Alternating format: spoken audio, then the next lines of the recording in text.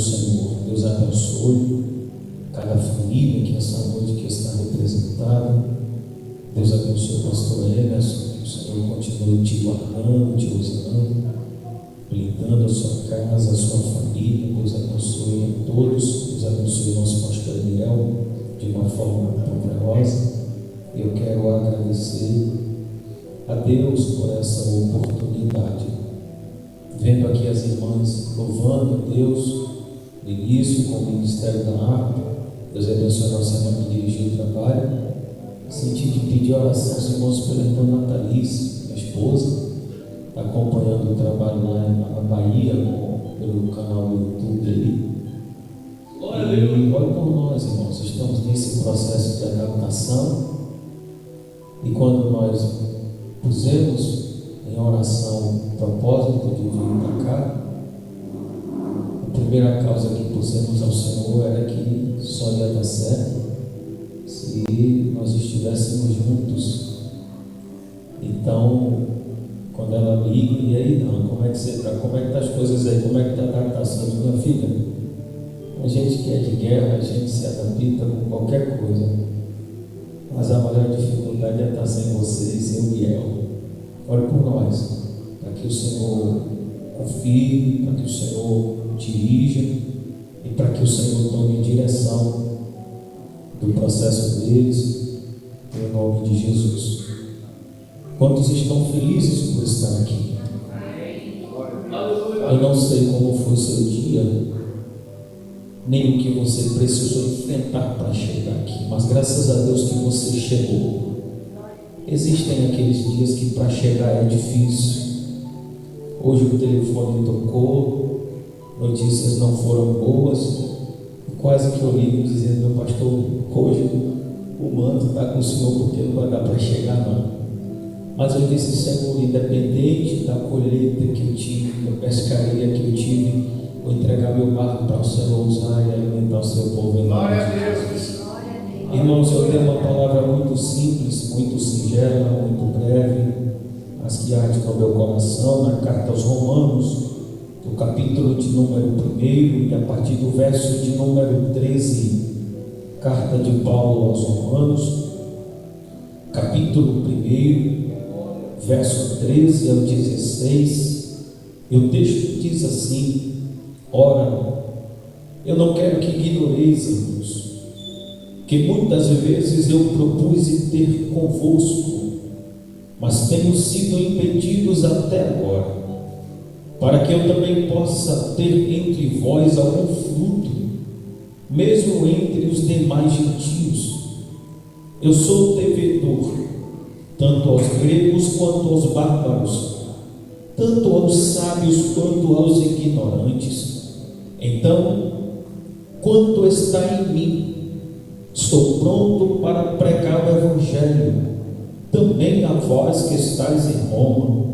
E o verso 16 enfatiza dizendo: porque eu não me envergonho do Evangelho de Cristo, porque este é o poder de Deus para a salvação de todo aquele que crê, primeiro do judeu e também do grego. Quem pode dizer amém?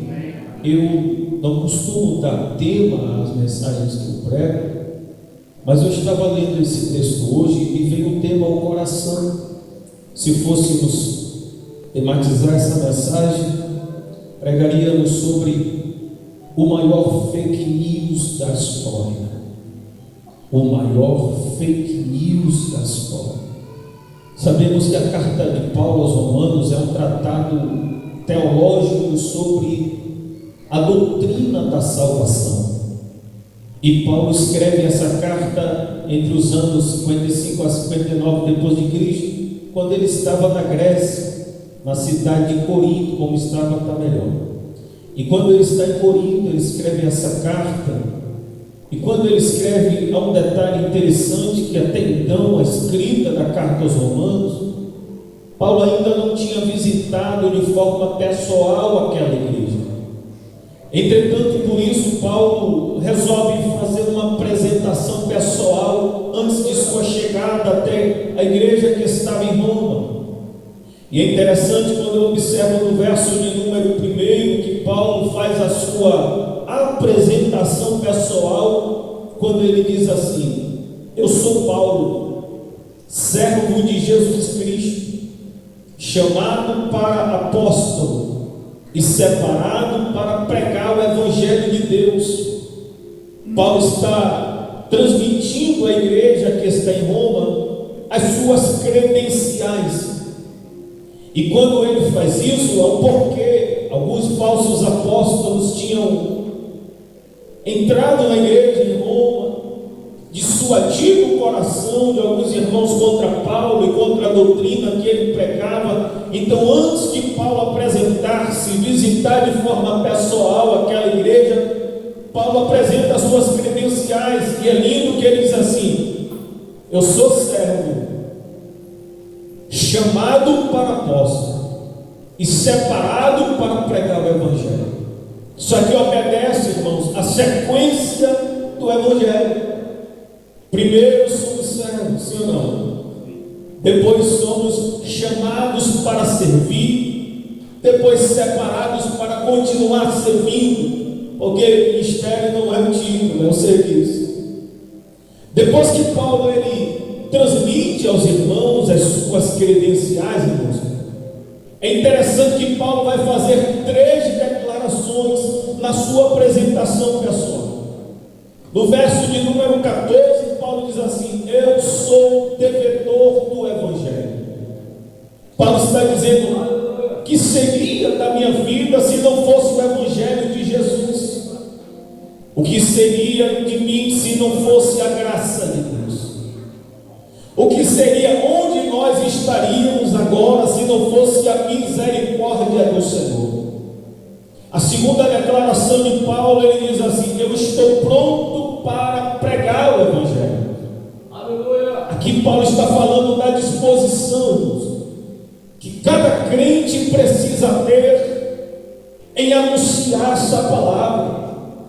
Uma vez que já estamos no retiro do pastor Jesus, libertos, transformados e salvos, precisamos ter essa disposição. A recomendação do nosso pastor é que, por onde passarmos, possamos incendiar, possamos exalar um bom perfume de Cristo.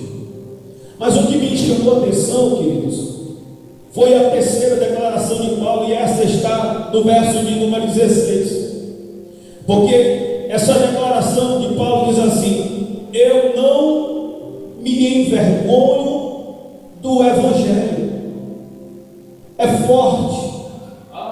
Paulo declara: eu não me envergonho do Evangelho de Cristo. E eu fiquei me perguntando por que Paulo usou essa expressão. O que estava no coração do apóstolo quando ele usou essa expressão: eu não me envergonho do Evangelho de Jesus? Qual era a perspectiva de Paulo? Será que existe alguma razão pela qual alguém seja levado a se envergonhar dessa palavra? E quando nós observamos, irmãos, sob a ótica do tempo em que Paulo liberou essa palavra, nós vamos perceber que o Evangelho de Jesus, de forma natural, enfrentava algumas dificuldades de aceitação naquela época. Por exemplo, Roma era a capital do mundo antigo. O Evangelho de Jesus veio de Jerusalém, uma cidade minúscula, subjugada por Roma, e com um grande índice de serem escravos. Sempre que o povo se afastava de Deus, Deus usava como vara de correção entregá-los aos adversários. Quando nós observamos essa questão, o Evangelho veio do judeu. Na ótica de Roma, a escolha da sociedade, idosos, incultos. Quando nós olhamos para o Evangelho fala de alguém que nasceu numa cidade pequena chamada Nazaré, a região era Belém, uma favela chamada Nazaré. E quando eu olho para o texto, João, o texto diz que Filipe chega para Natanael e diz assim: Natanael, vamos na glória, hoje é dia de culto, hoje é dia de celebrar, porque nós encontramos o Messias, de quem falou Moisés, a lei e os profetas. Aí Natanael olha e diz: ele é de onde? Ele vem de onde? Qual é a localidade dele? Aí Filipe diz assim: ele é de Nazaré. Que nada. E pode ir lá, Filipe, ver vir alguma coisa boa de Nazaré, e lá vai o Evangelho enfrentando dificuldades. O Evangelho fala de um judeu que se dizia ser o Filho de Deus.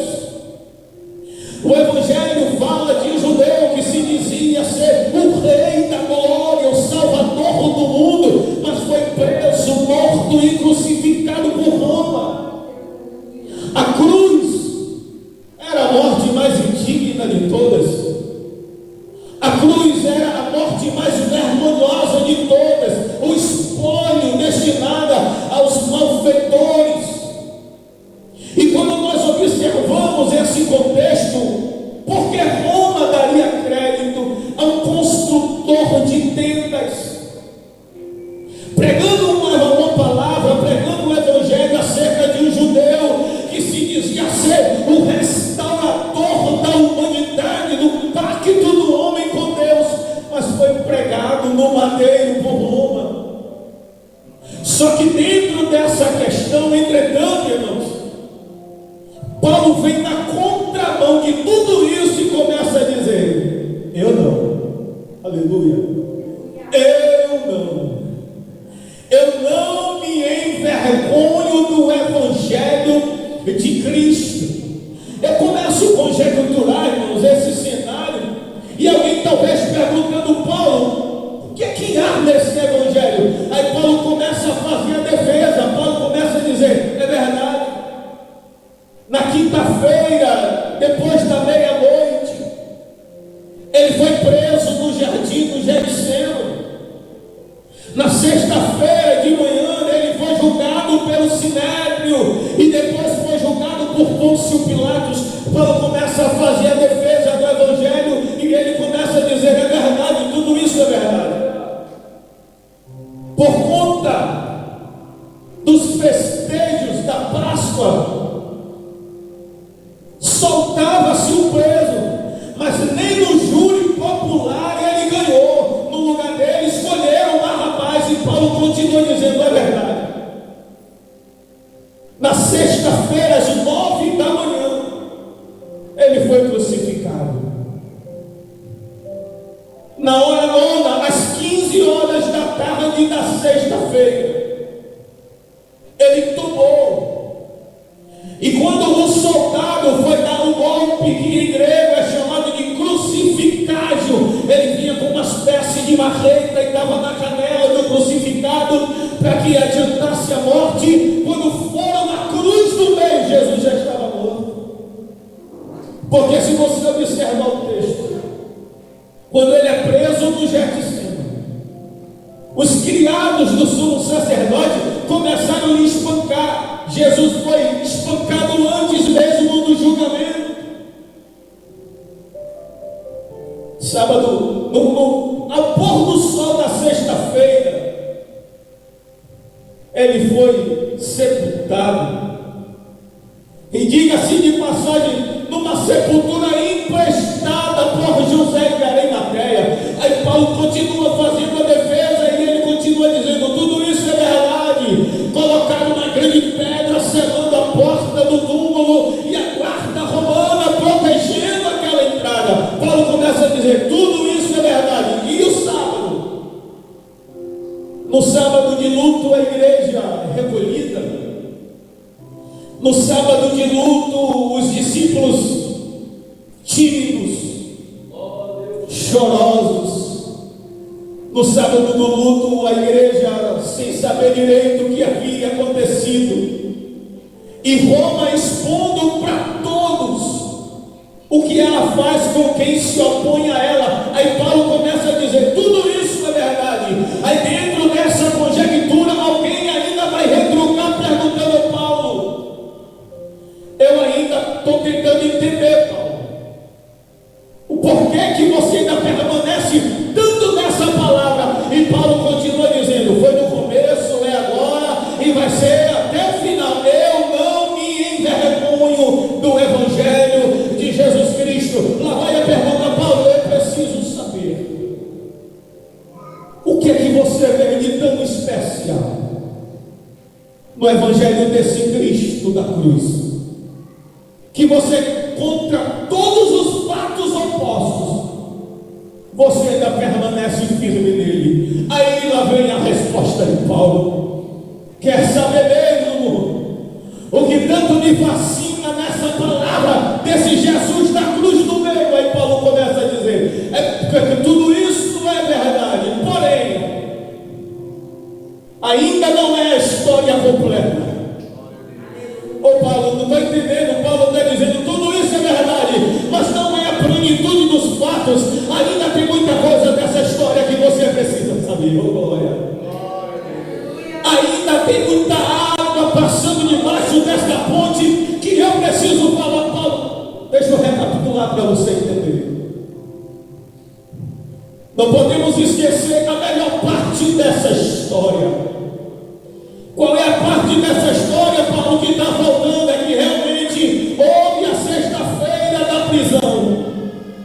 A quinta-feira da prisão passou, houve a sexta-feira da crucificação. É verdade, meu pastor, também houve o sábado do luto, mas nós não podemos esquecer que também houve o domingo. E o que foi que aconteceu no domingo? Em Mateus capítulo de número 28, a Bíblia vai dizer que à noite Roma vai expor nas manchetes dos principais jornais o maior fake news de toda a história. No domingo pela manhã está estampado em todos os jornais: a guarda romana adormeceu e os discípulos desse Jesus aproveitaram para roubar o seu corpo, e por isso estão divulgando toda essa situação. Ah, meus queridos, a palavra é uma verdadeira propaganda enganosa, um verdadeiro fake news. Deveriam ser enquadrados no artigo 28 de número, artigo 28, inciso A de 1940. Divulgar notícias falsas é fake news. A verdade é que ninguém roubou o corpo de ninguém. A verdade é que domingo pela manhã nem a morte, domingo pela manhã nem o inferno, domingo pela manhã nem o diabo conteve ele dentro do sepulcro. Ele despertou no domingo dizendo: na quinta-feira eu entreguei a minha vida, mas eu avisei que daqui a pouco eu tornaria a tomar de novo. E ele acorda dizendo: o dia é hoje. Esse não será no domingo da morte, esse será no domingo da vida. Esse não será no domingo do fim, é o domingo de um novo amanhecer. Olha, é o domingo de um novo tempo. Tem alguém para adorar a Deus aqui? Cristo ressuscitou, e se Ele está vivo é porque essa porta não fecha. Se Ele está vivo, a minha família vai permanecer em pé. Jesus ressuscitou. Não tem morte, não tem decreto, não tem diabo que possa deter. A igreja tem autoridade para liberar essa palavra.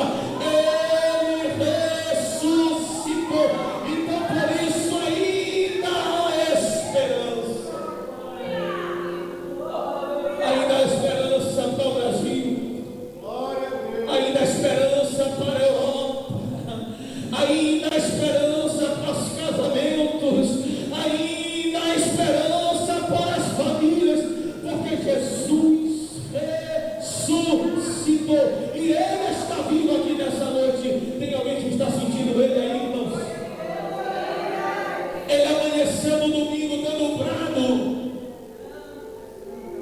Ele amanheceu no domingo dizendo: é o começo de um novo tempo. A porta da graça se abriu. Nós entramos por ela. Trouxemos a nossa família.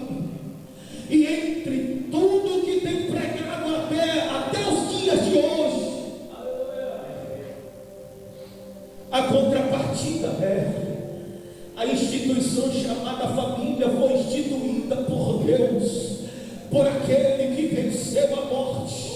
E debaixo da autoridade dessa palavra eu quero liberar. Não há maldição, não há ferramenta preparada.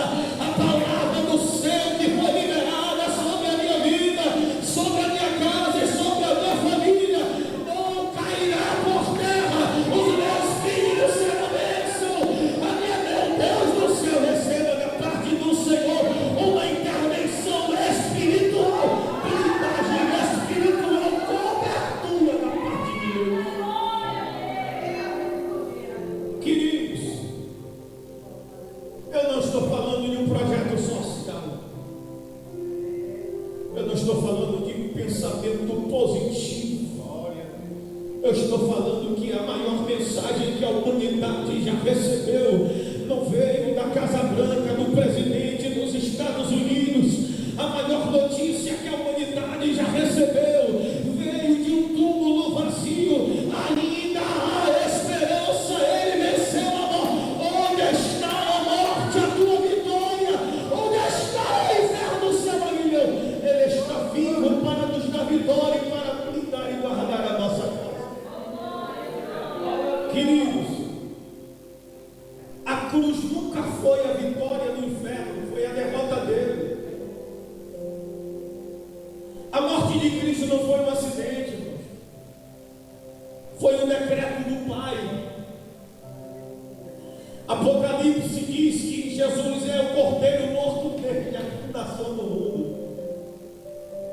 Um dia desse, pastor Emerson, eu vi alguém pregando que enquanto Jesus estava sendo crucificado, Satanás e os seus demônios estavam fazendo festa no inferno.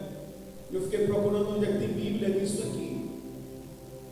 Tudo que o diabo sempre tentou foi desviar Jesus da cruz. Quando Jesus nasce, ele toma o coração de Herodes, o adversário, para tirar a vida dos infantes de até 2 anos, para evitar a cruz. Ele não conseguiu, o livramento de Deus chegou. Tem livramento de Deus, irmãos. Deus sabe como guardar os seus. E Deus guarda quem permanece no propósito. Deus livra, Deus guarda a família que permanece no propósito. Ele cresce e vai ser tentado no deserto. É transportado a um alto monte, o adversário mostra a honra, a glória, o poder dos reinos, e começa a dizer: se você me adorar, eu te darei tudo isso. Mas Jesus já estava ligado nele, ele começa a dizer: sai para lá, primo. Você não tem nada para oferecer a ninguém, muito menos a mim. Eu não quero reino, eu não quero coroa, eu não quero glória, eu quero a cruz. Aleluia. Ele chega para os discípulos e diz: se preparem, porque vocês haverão de se escandalizar de mim. Ferirão o pastor e as ovelhas ficarão dispersas. Estou indo para a cruz. Aí o Pedro se levanta e diz: Senhor, para com isso. Esquece esse negócio de cruz, filho. Olha, já temos 12. Já dá para montar uma convenção, distribuir os campos e acabou. Aí Jesus sai para trás de mim: Satanás, eu vou para a cruz. Jesus vive por propósito, irmãos. Aleluia. Ele é crucificado e alguém grita: desce daí que nós lhe faremos rei. Imagina se pudesse dar uma resposta, Jesus diria: quem disse que eu preciso da sua aprovação? Eu vivo por propósito. Eu acredito, irmãos, que enquanto os escravos o feriam, Jesus lembrava de Isaías, capítulo 53, o verso 11. Porque Isaías diz assim: ele verá o fruto do seu trabalho e a sua alma ficará satisfeita. Meu Deus, isso é muito forte. Ele verá o fruto do seu trabalho e a sua alma ficará satisfeita, porque o justo justificará a muitos. Meu Deus do céu. E quando eu olho para essa palavra, eu fico me perguntando: Jesus está sendo sendo crucificado, sofrendo os cravos, a humilhação, toda aquela situação, e ele está olhando para um propósito e dizendo: daqui a pouco, já eu verei o fruto do meu trabalho e a minha alma ficará satisfeita. Jesus estava dizendo: eu não vou me arrepender do que eu estou fazendo. E a pergunta é: para onde ele estava olhando, irmãos, quando pensou e sentiu isso? Você imagina para onde Jesus estava olhando? Furando ele do lado com a lança e ele olhando para a tua casa, batendo na sua cabeça com a cana e ele olhando para a sua vida. Meu Deus do céu, é como se eu pudesse ver Jesus ao lado do Pai, que a Bíblia diz que ele está ao lado do Pai intercedendo por nós e dizendo: olha para lá, Pai, olha aquele ali, Pai, como é que está? Adorando na igreja, servindo, exaltando. Lembra, Pai, quando nós o encontramos no meio do caminho, caindo na cachaça? Olha para ele hoje, meu Pai. Aí Jesus estava lá dizendo: olha para lá, Pai, aquela casa, quando nós encontramos, quase rachada no meio, o diabo se andando, mas quando a porta da casa abriu, e quando alguém me convidou para entrar, a família mudou, a vida mudou, a esposa mudou, os filhos mudou. Olha para lá, Pai, a obra que nós fizemos. Tem alguém aqui para dizer graças a Deus? Tem alguém aqui para reconhecer: meu Pai, onde eu estaria se não fosse a sua graça? Receba da graça de Deus nessa noite, da graça que ajuda, da graça que levanta, da graça que fortalece. Tem livramento de Deus para a sua vida, há um propósito de Deus para a sua casa. Não haverá ferramenta preparada, tem que ter livramento de Deus. Tem alguém para receber essa palavra? Vai adorar agora, vai esperar ver. Vai adorar agora, vai esperar. Deus está agindo em nosso favor. O grande problema, amados, é que às vezes nós olhamos demais para o para-brisa do carro, da vida, para onde ainda não alcançamos, para onde ainda não chegamos, o que ainda não conquistamos. Talvez esteja um pouquinho na hora de olhar para o retrovisor, é menor,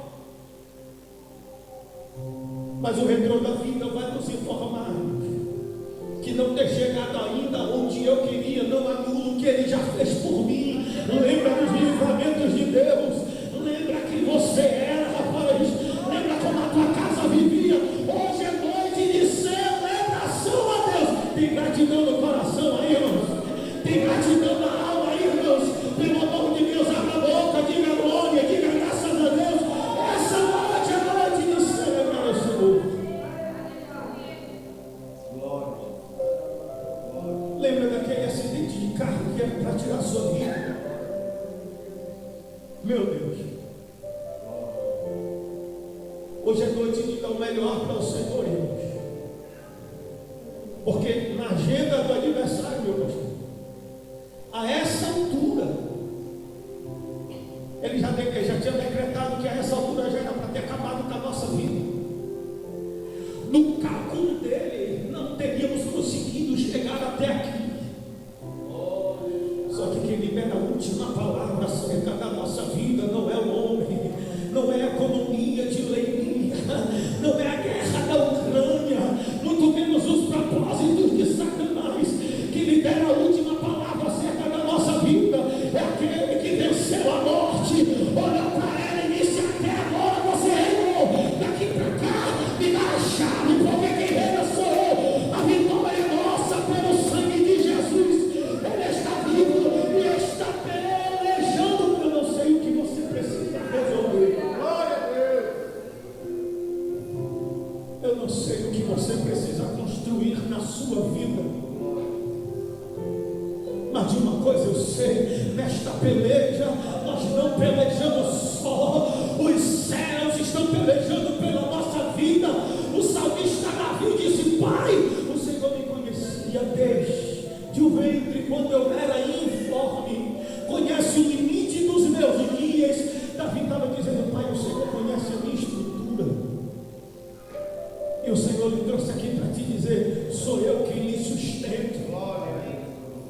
Lecia comando sou eu quem te mando.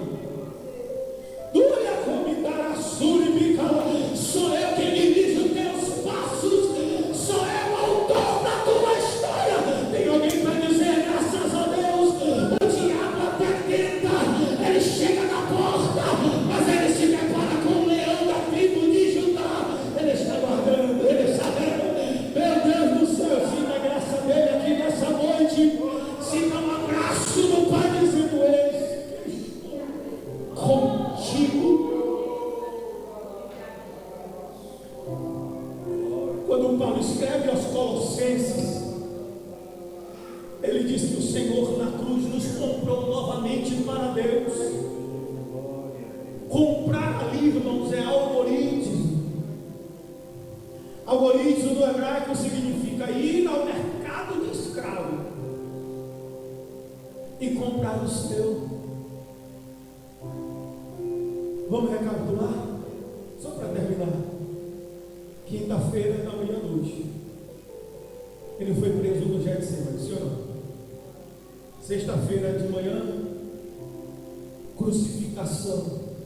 Sexta-tarde, sepulcro. Domingo pela manhã, ele está vivo. Só conjecturando, tá, irmãos?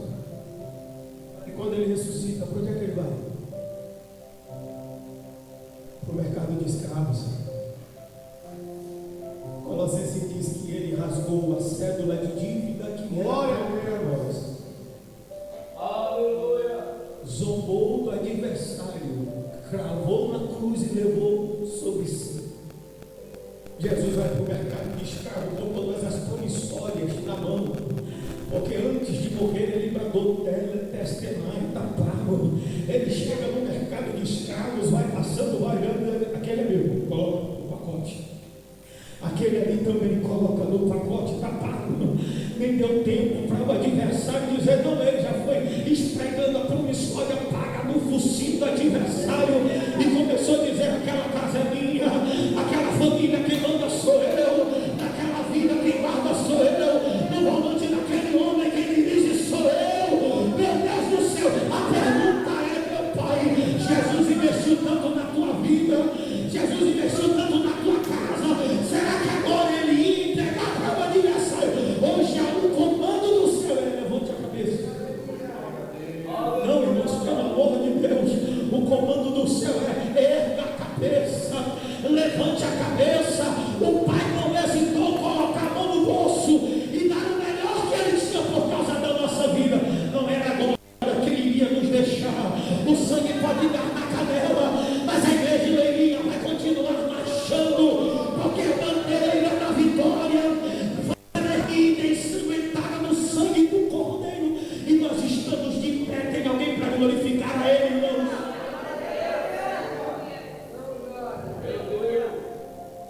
No sacrifício da oferta pacífica, lembrei agora,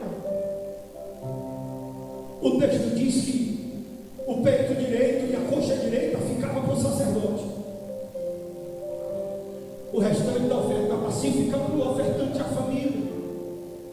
E é lindo, meu pastor, que quando Eucana sobe com as mulheres, Penina e Ana, na hora que ele vai repartir, ele dá uma porção de Penina, e a Ana, ele dá que porção? Gota? Por quê? O texto diz assim: porque amava. Vamos lá, irmãos. A porção maior era para ser para quem? Penina, porque ela tinha mais filhos. Mas a porção maior vai para Ana, porque o texto diz que ele equilíbrio. Ela não tem os filhos que queria, mas tem um amor. Pegou aí, irmãos, no Evangelho de Jesus. Nem sempre eu vou ter o que eu quero, mas o céu sempre vai me dar o que eu preciso. Aleluia! Meu Deus, eu nem sempre vou ter do Pai tudo o que eu quero, mas sempre vou ter o que é que eu preciso. O que é que eu mais preciso na minha vida? O amor de Deus na minha vida. posso não andar no carro dos meus sonhos, mas eu tenho o amor de Deus na minha vida.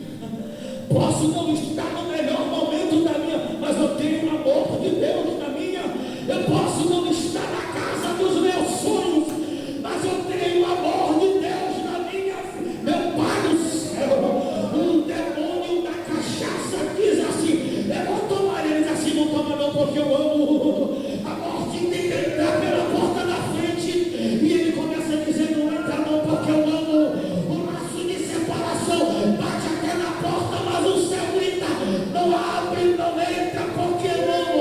Tem o amor de Deus aí, nem a altura e nem a profundidade poderá nos afastar do amor. Tem amor de Deus aí, com este amor de noite, de retornar para casa, debaixo de vitória, iniciar a semana, mesmo com as preocupações da vida, mas iniciar uma semana dizendo: eu sei que o meu Redentor vive, e que por fim se levantará pela minha vida, pela minha casa, pela minha família, pelo meu ministério.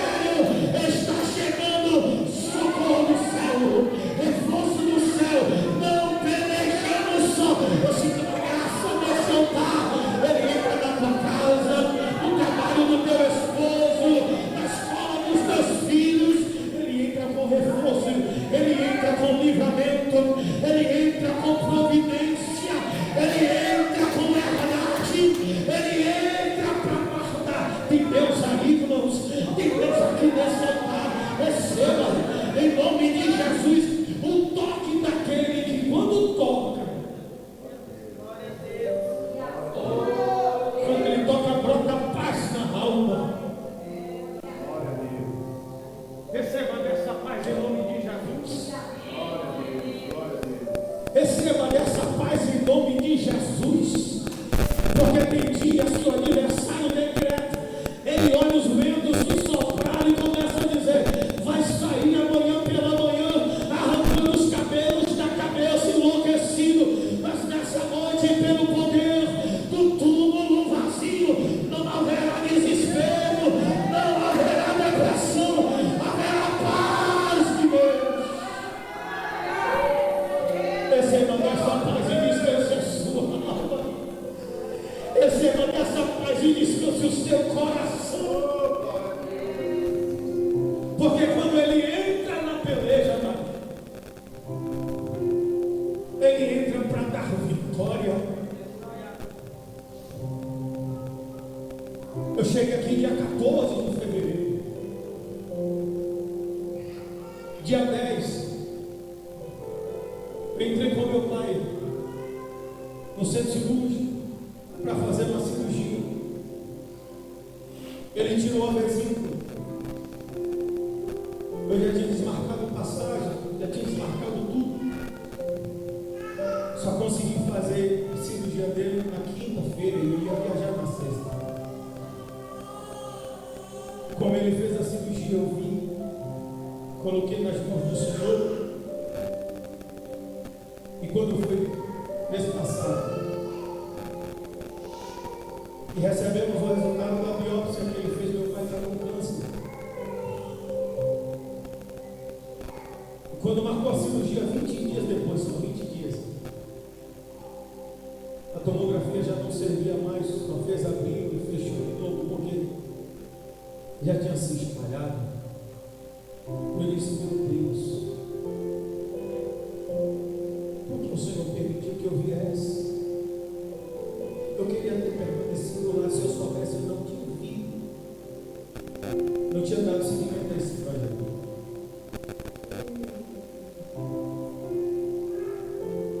Ele disse: eu vou voltar para casa, porque eu posso perder a batalha da vida, mas não posso perder a alma do meu pai.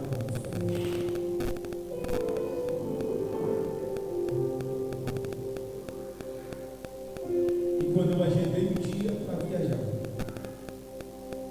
alguém me liga dizendo: filho, permanece aí mais um pouco. Papai já entregou a vida para Jesus. Eu disse: Pai, mesmo preocupado, mas a minha alma descansa, porque quando o timão do nosso barco é entregue nas mãos do capitão Jesus Cristo, que tem a divisa de ouro, nada que possamos fazer poderá suprir o que Ele já determinou. Sua família está debaixo da graça daquele que sabe o que faz. E eu quero liberar para a sua vida nessa noite que Deus não perdeu o controle. Ele está no controle da sua vida, meu pastor. Jesus está no controle da dele, da nefleria. Jesus está no controle da tua casa, a casa que você mora. Jesus está no controle da sua família. Celebre a Ele nessa noite. Jesus está trabalhando em seu favor. Ele manda te dizer: descanse a sua alma. Eu não me equivoco daquilo que falo. Há uma palavra de promessa sobre a tua história que abarca a tua família. Descanse a sua alma. Levante a cabeça, o céu está pelejando. Olha Ele nessa noite. Diga para alguém que está do seu lado: calma, vai dar tudo certo. Deus está no controle. Hoje é noite de celebrar ao Senhor. Quem pode celebrar a Ele é com o Senhor, meu pastor. Quem pode adorar a Ele, glorificar a Ele, os céus estão abertos sobre esse lugar. Então libera o seu melhor glória, quebra o vaso, deixa o cheiro da tua adoração. Se Ele se agradar, Ele vai mandar resposta. Se Ele se agradar, Ele vai enviar reforço. Adore ao Senhor, porque Ele está no controle de todas as coisas. Posso orar, pastor? Posso orar? Fique de pé comigo. Aleluia. Aleluia. Diga para quem está do seu lado, se você puder: Ele está vivo. Calma. Ele ressuscitou. Calma, Ele está vivo, meu Pai do céu. Põe a mão no coração e agradeça a Ele. Põe a mão no coração e diga: Senhor, muito obrigado, meu Pai. Oramos ao Senhor e queremos te agradecer pelo seu amor, pelo seu favor e pela sua graça sobre a nossa vida. Essa noite o Senhor contra todos os fatos. Queremos celebrar a Ti, meu Pai, porque Tu és o Senhor da nossa vida, o dono da nossa embarcação. Meu Pai, eu oro por essa mulher, eu oro por este homem, eu oro por esta família e peço ao Senhor a Tua bênção sobre os mesmos. Meu Pai, estende as Suas mãos sobre esta igreja. Meu Deus, a começar do anjo desta igreja, passando pelos obreiros, os cooperadores, todos os membros e congregados, queremos pedir ao Senhor, meu Pai, leva-nos em paz aos nossos lares e nos conceda uma noite de vitória em Sua presença. Nos conceda uma semana de respostas, uma semana de livramentos. Abra as portas que precisam ser abertas. Sobretudo, meu Pai, se o Senhor não quiser fazer coisa alguma, ainda celebramos ao Senhor dizendo: Tu és o Senhor da nossa vida, Tu és o Senhor da nossa casa e Tu és o Senhor da nossa família, meu Deus. É no nome de Jesus que nós queremos glorificar ao Senhor e te pedir: nos conceda graça para continuarmos caminhando e marchando no Senhor. Pedimos ao Senhor todas essas coisas e acreditando na vitória do Teu povo, te agradecemos no nome de Jesus. Diga graças a Deus. Deus abençoe. Receba esta palavra em nome de Jesus. Pastor, muito obrigado. Glória a Deus.